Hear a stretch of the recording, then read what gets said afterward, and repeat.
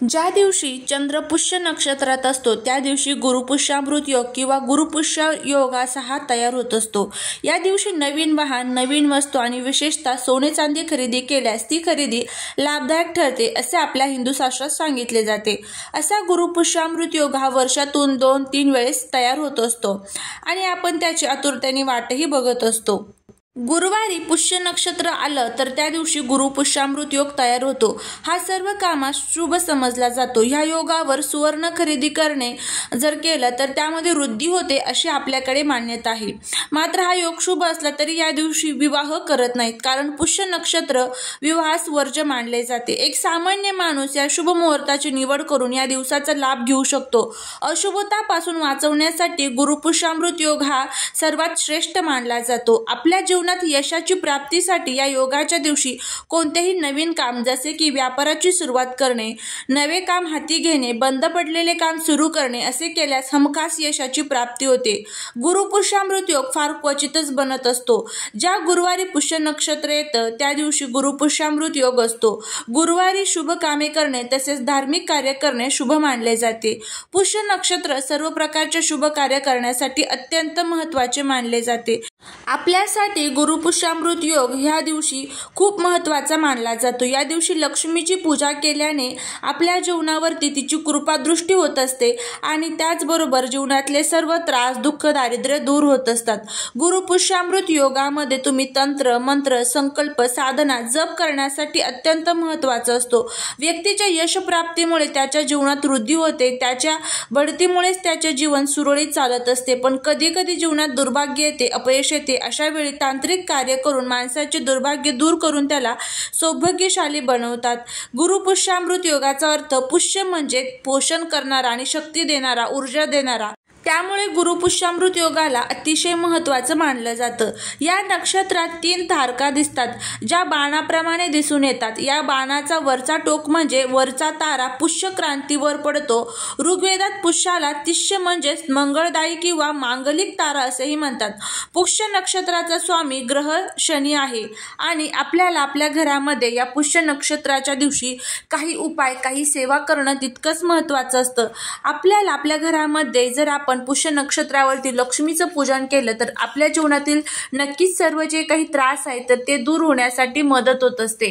तर गुरुवारी आपल्याला म्हणजेच येत्या 24 ऑक्टोबरला गुरुवारी तयार झालेलं आहे पुष्य नक्षत्र आणि हे नक्षत्र बघा धनतेरस आणि लक्ष्मी पूजनाच्या अगोदर तयार झाल्यामुळे हा दिवस अतिशय शुभ मानला जातो। आणि ह्या योगात तुम्ही जे काही उपाय कराल, ज्या काही सेवा कराल, जी काही खरेदी कराल तर त्यामध्ये बढती होत असते। इतकंही महत्त्वाचा दिवस आहे, अनंत पुण्य हे आपल्याला त्याचे मिळत असतं।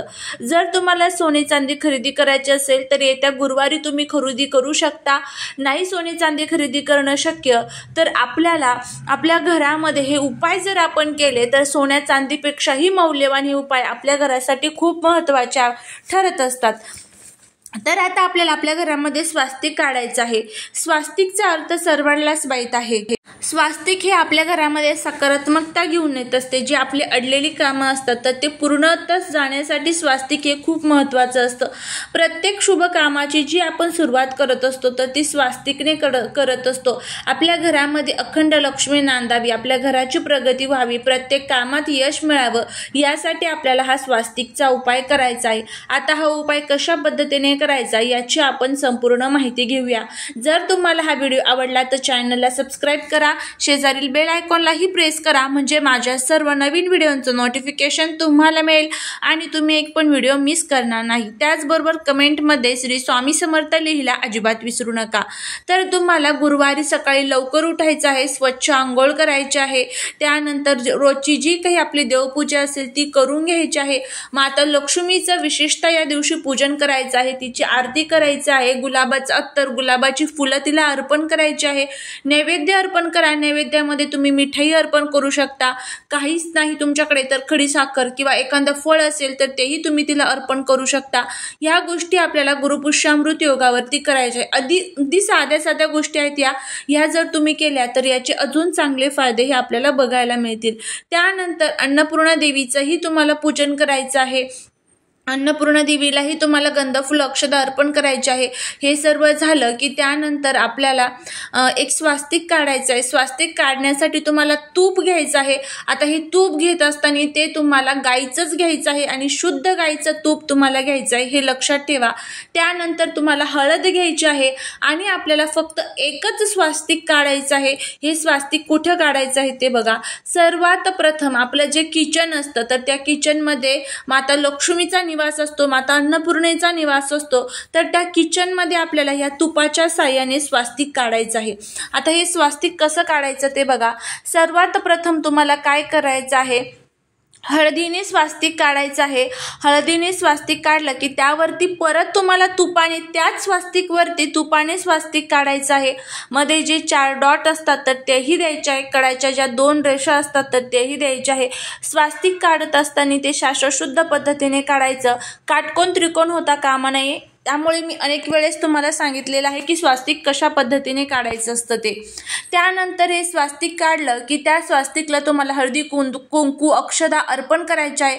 एक अखंड अक्षता त्या स्वास्तिकला चिटकवायची आहे आणि त्याला धूप दीप अगरबत्ती दाखवायची आहे। माता देवीला म्हणजेच लक्ष्मी देवीला, अन्नपूर्णा देवीला प्रार्थना करायची आहे की माझ्या घरामध्ये जे काही पैशांच्या अडचणी, दोष, संकटे, विघ्न असतील तर ते दूर कर, तुझी कृपा सदैव माझ्या घरावरती राहू दे, अशी आपल्याला देवीला प्रार्थना करायची आहे आणि अशा पद्धतीने आपल्याला हे स्वास्तिक काढायचं आहे।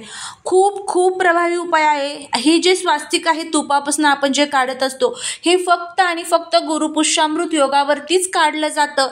ह्या योगामध्ये तुम्हाला जमेल तितके उपाय करा आणि हा योग जो आहे तर तो खूप अनन्यसाधारण आपल्या सर्वांसाठी महत्त्वाचा आहे।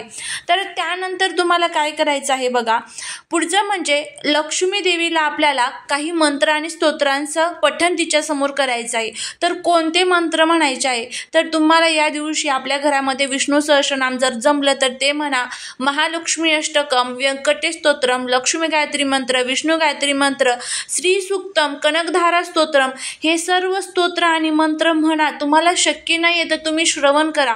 ज्यावेळेस आपण स्तोत्र आणि मंत्र म्हणतो तर त्यावेळेस त्याचे जे फायदे आहेत तर ते आपल्याला लगेच कळत नाही, पण ज्यावेळेस आपल्या घरातील भांडण, कटकट, वादिवाद हे कमी होण्यासाठी सुरुवात होत असते त्यावेळेस आपल्याला त्याचे अनुभव आणि त्याचे फायदे हे बघायला मिळत असतात। तर नक्की तुम्ही हा जो उपाय आहे तो करा, नक्कीच तुम्हाला त्याचे अनुभव येतील। फक्त जे काही आपण उपाय करतो, ज्या काही सेवा करतो तर त्या भक्तीने, श्रद्धेने आणि विश्वासाने ज्यावेळेस करतो त्यावेळेसच त्याचे फायदे हे आपल्याला होत असतात। तर करा, फायदा होईल। तर त्याचबरोबर तुम्ही हा व्हिडिओ तुमच्या फ्रेंड्स बरोबर, फॅमिली बरोबर सुद्धा शेअर करा। त्याचबरोबर या दिवशी तुळशीचं पूजन करायला अजिबात विसरू नका। तुळशीमध्ये माता लक्ष्मी स्वतः निवास करत असतात, त्यामुळे तिचंही पूजन करा। तर अशा पद्धतीने उपाय आपल्याला करायचे आहेत। करा, फायदा होईल। झालेली सेवा महाराजांच्या चरणी रुजू करते। श्री स्वामी समर्थ।